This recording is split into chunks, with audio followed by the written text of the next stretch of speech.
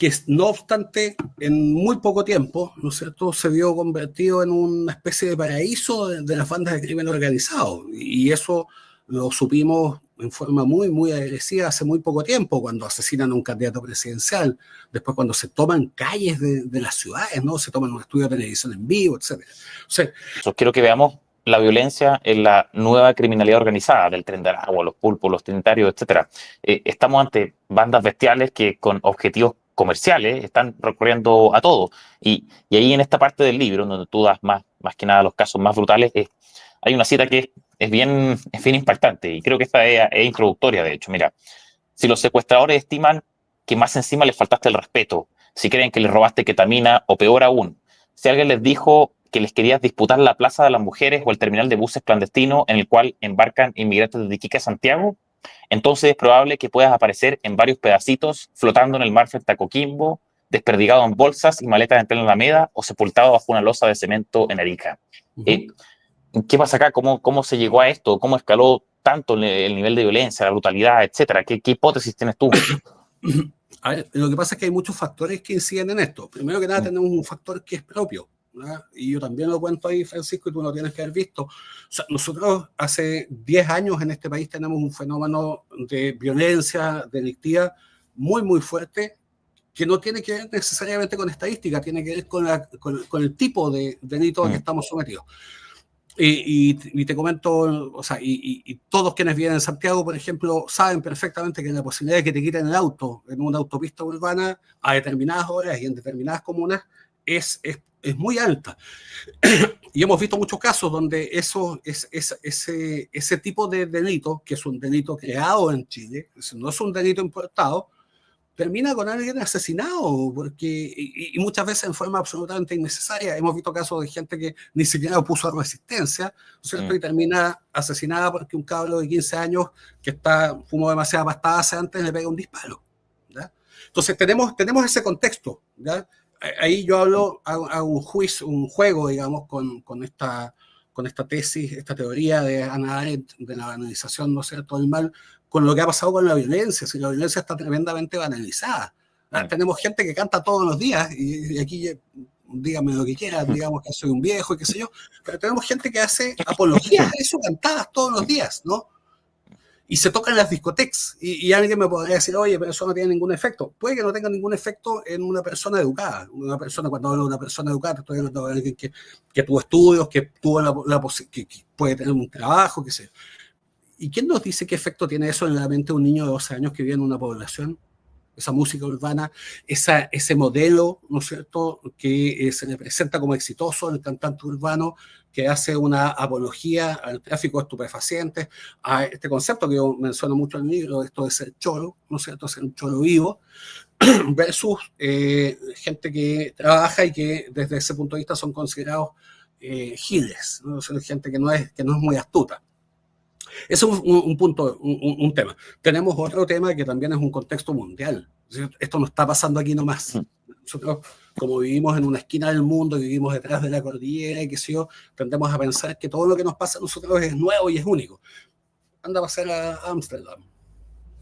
Ámsterdam está sometido desde hace años ya, ¿cierto?, a una violencia inusitada para ellos también, producto precisamente de uno de estos grupos, que no es el único que tú mencionabas, que es la macromafia, ¿no es cierto?, que ha llenado, o no ha llenado, digamos, es demasiado decir, pero que ha producido, ¿no es cierto?, que en las calles de Ámsterdam cada cierto tiempo se produzcan atentados con granadas, con coches bombas, que aparezcan cuerpos decapitados, ¿no?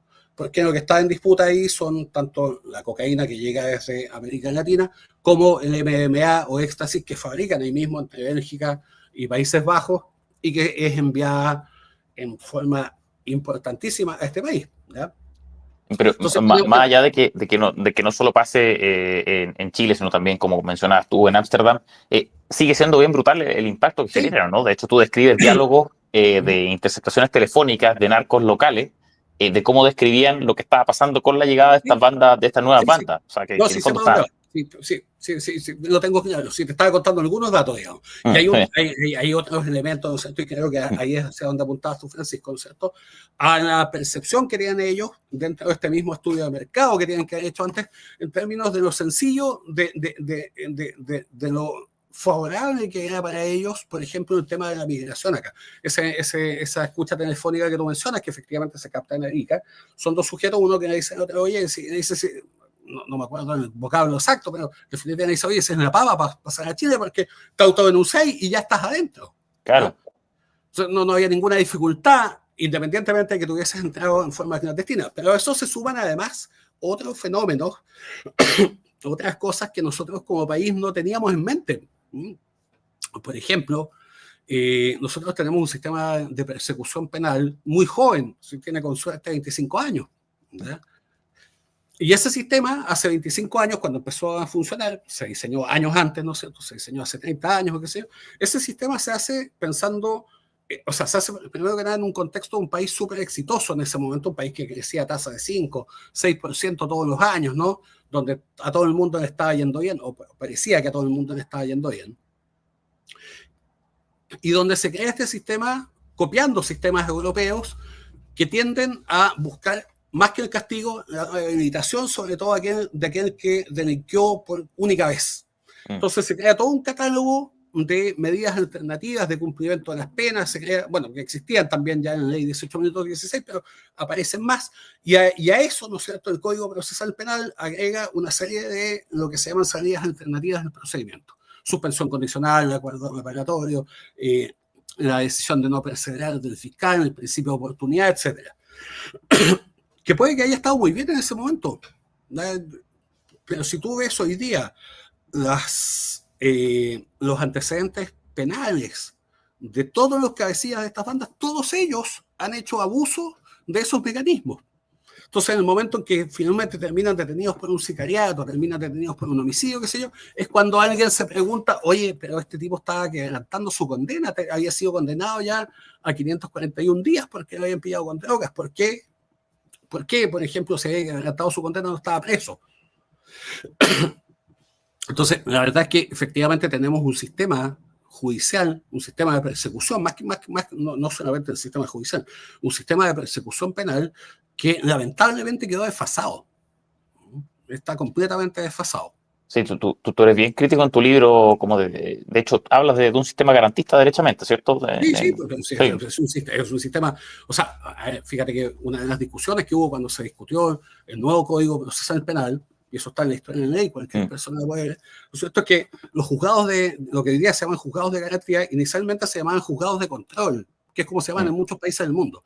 Y después pasan a ser llamados juzgados de garantía, poniendo, porque y la inspiración yo la entiendo y está bien, porque se supone que la función de ese juez o de esa jueza, ¿no es cierto?, tiene que ser darle garantías a todas las partes intervinientes en un proceso, acusados y acusadores. ¿Ya? Pero evidentemente la carga, ¿no es cierto?, garantista en este caso, en este país, se fue demasiado excesivamente hacia el imputado. ¿No es cierto? Y ese es un tema, no es un tema nuevo, no es un tema que nosotros veníamos viendo, es un tema que se ha discutido mucho. Es un tema donde cada vez, ¿no es cierto?, se le fueron poniendo más trabas a las actuaciones independientes de las policías, ¿ya? Producto también de los traumas, ¿no?, que dejan la dictadura y todos los excesos cometidos tanto por los organismos creados ad hoc para la persecución de los opositores de Pinochet, como también, ¿no es cierto?, de los excesos cometidos en forma independiente por los propios organismos policíacos. Pero yo creo que ya es el momento, ¿no es cierto?, de decir, oye, a ver, tenemos que pensar esto de nuevo. Sí, claro, de equilibrar la balanza entre esta tensión entre la eficacia de la persecución penal y la garantía, quizás devolver un equilibrio o quizás generar mayores mecanismos de eficacia. Oye, Carlos, estamos hablando de mucha violencia, ¿ya? Y hablábamos de violencia entre bandas, la disputa entre bandas, violencia a la que someten a personas, ¿cierto?, a gente explotada, etcétera, pero también, y lo mencionábamos al comienzo, violencia respecto de autoridades, ¿cierto? Mencionamos al comienzo fiscales, pero está el caso, por ejemplo, que sucedió ahora de un gendarme de Santiago 1, ¿ya?, que atacan a balazo el hogar en Cauquenes, le dejan una corona de flores amenazándolo. A tu juicio, ¿ya?, de tu estudio, de tu reporteo en el mostrador, de tu investigación, ¿qué rol juega la violencia en estas nuevas bandas de crimen organizado con respecto a las instituciones? ¿Ya? ¿Cuál es el objetivo para ellos, el uso de la violencia? Hay dos cosas que creo que son importantes comentar aquí. primero que nada, que muchos de estos jóvenes, pues son jóvenes, son cabros muy jóvenes, ¿no? Vienen de sociedades muy violentas. Y vayámonos al tema de los venezolanos, ¿no? Es más, si tú piensas mucho de los detenidos que hay hoy día en las cárceles de este país, que son miembros de los gallegos, del Tren del Agua, son chicos de 20, 22, 25 años, que han nacido ya bajo el sistema chavista. En un país que es el país hasta donde, porque en algún momento dejamos de conocer sus estadísticas, pero en un país que hasta hace pocos años estaba dentro de los países más violentos del mundo. Por lo tanto, ellos vienen de un contexto, ¿no es cierto?, de mucha violencia. Lo mismo pasa, por ejemplo, con muchas personas que vienen de Colombia. No son muchas, no quiero ser injusto en esto. Algunas personas que vienen de Colombia, que han formado, por ejemplo, los chotas, ¿no es cierto?, que fueron detenidos en Antofagasta. Bueno, algunos de ellos, ¿no es cierto?, habían sido parte de la FARC. Había otros que venían de las Autodefensas Unidas de Colombia, o sea, eran de izquierda y de derecha que se terminan uniendo en un grupo delincuencial. Entonces vienen de contextos extremadamente violentos. Y además, ¿no es cierto?, ellos saben perfectamente que la violencia, en este caso, y te vuelvo a insistir, las principales víctimas son sus propios compatriotas que muchas veces vienen huyendo de ellos mismos.